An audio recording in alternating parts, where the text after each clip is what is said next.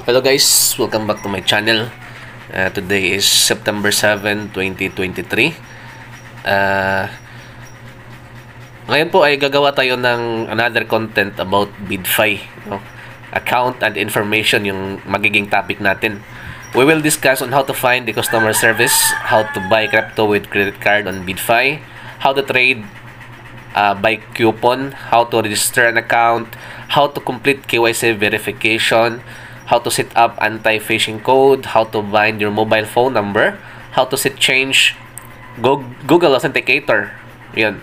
And how to download BidFi app, how to change my email address and phone number, how to whitelist BYD emails, and so on and so forth, no?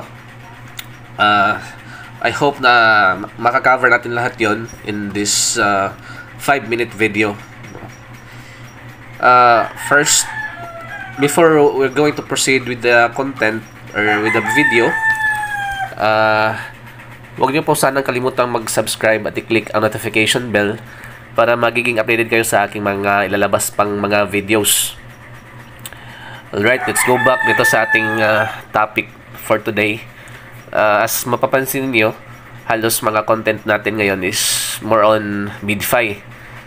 That is because they offer up to 100 USDT and every content na magagawa mo, no, dito sa platform na to, 1,000 subscribers sa iyong YouTube account, and then gagawa ka ng content. Okay, so basahin ko lang dito yung yung ilan sa mga requirement. Baka meron din ditong mga YouTuber, no, or mga aspiring YouTubers na gustong mag-participate dito. So, sabi dito is kailangan mo daw makapag-complete ng KYC dito sa BidFi. Then, the length of the film should be at least 5 minutes. The number of subscribers or communities must be at least 1,000. Ayan. And then, the published video content must clearly display the user's UID. So, ito yung UID natin. Ayan. Diyan natin makikita ang ating mga UIDs. Then let's go and proceed. Let's proceed to the main topic natin. So, ipapakita ko sa inyo kung paano kung saan natin makukuha or makikita ang customer service. But before that, kung wala ka pang account, meron akong ilalagay na link sa description box. I-click mo lang yan, no, at mag-register ka. Kailangan mo lang dyan is email and of course yung magiging password ng email mo or ng account mo. So sa email naman is pwedeng dummy account, pwedeng hindi yung personal email ang gagamitin mo dito. Hindi naman stricto yun. And yun lang yung kailangan. Then once nakapag-provide ka ng email and ng iyong password, mag-register ka with the referral code, no? So pag naka-register ka na, pwede ka nang makapag-login dito sa BidFi. And then i-download mo lang yung application ng BidFi para maging ganito yung makikita mo sa sa cellphone mo, no? So tayo ngayon, application yung gamit natin ngayon. Kasi mas siya sa application mas parang sa akin lang, no, mas madali siyang gamitin sa yung kung application yung gagamitin mo, yung bubuksan mo kaysa yung browser mismo, kasi yung browser parang napaka-komplikado. Okay, so assuming na nakapag-register na kayo o nakapag-download na kayo ng inyong BidFi account, so ito yung magiging itsura niya.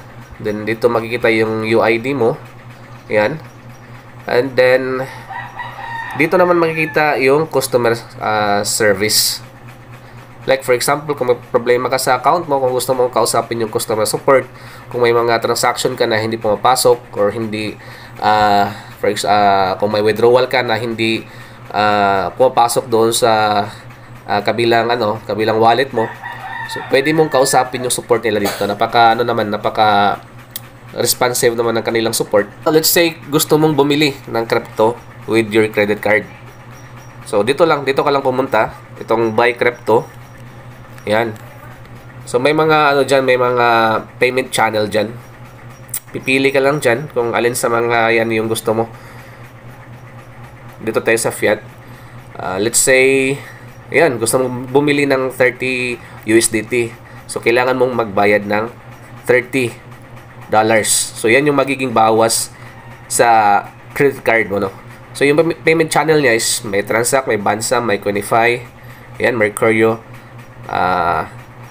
Alchemy, Transact, let's say Transact.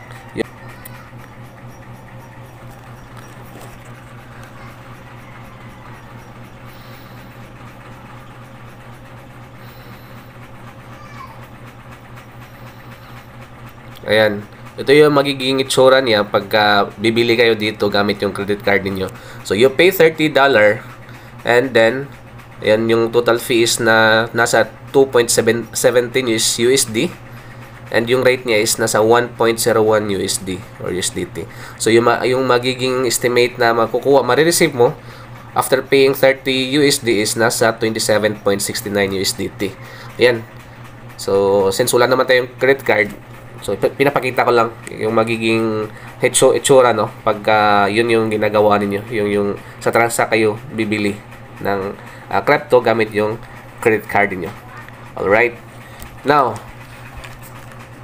how to trade coupon by coupon. Okay? So, sa coupon naman kasi, based sa na-experience ko lang, dito kasi pumapasok yung mga rewards ko sa coupon, no? Dito yan pumapasok. So, i-click mo lang yung use. Pagka-click mo ng use, automatic ang magre-redirect. So, magpipili ka lang dyan ng pairs na gusto mong magiging, i-trade mo. For example, itong Atom, USDT. So, automatic makikita mo dyan sa available balance mo yung, yung laman ng coupon. So, ganun lang. So, long kung paangat yung market, then short naman kung sa tingin mo pababa. Now, the next is how to complete KYC verification. Dito yan makikita dito sa avatar mo, avatar ng account mo, and then dito sa services, sa tapat niya itong KYC verification. By the time na nag-KYC ako, yung hiningi sa amin is yung ID, selfie, holding the ID, at saka may sinusulat doon na yung pitcha ng pag-register namin. So, I don't know sa ngayon, pero yun yung kasi matagal akong nag-verify dito kay BidFi. Now, let's go to the next topic, how to set up anti-phishing code. Now, sa pag-set up naman ng anti-phishing code, dito ka lang sa security. Ayan. Yung phishing code dito sa baba. So, yun. Yung sa akin is naka-set up na ako. I-ano nyo na lang, no? So, do not disclose your password or verification codes to anyone including BidFi support. So, yun.